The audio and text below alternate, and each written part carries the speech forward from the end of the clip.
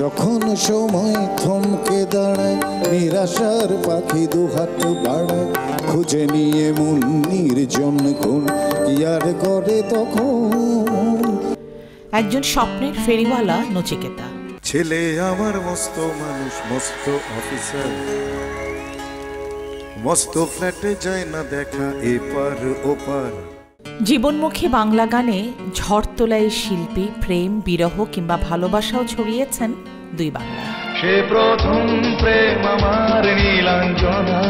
ভালোবাসা দিয়ে অগণিত মানুষের হৃদয় জয় করা এই শিল্পী নিজেই হৃদরোগে আক্রান্ত হয়ে এখন হাসপাতালে। বাবু কিছুই জানি না, আজকে যিনি দক্ষিণেতে, এই গানটা আজ থেকে 20 বছর আগে লিখেছিলাম আমি। নচিকেতা শনিবারে হৃদযন্ত্রের জটিলতা নিয়ে হাসপাতালে ভর্তি হলে তৎক্ষণাৎ তার দেহে 2টি স্টেইন বসানো হয়েছে।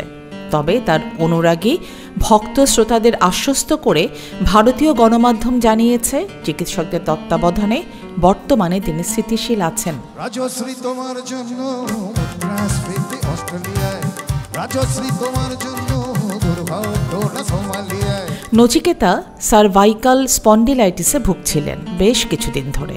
এর সঙ্গে শীতের প্রকোপ বেড়ে যাওয়ায় শারীরিকভাবে বিধ্বস্ত ছিলেন গায়ক।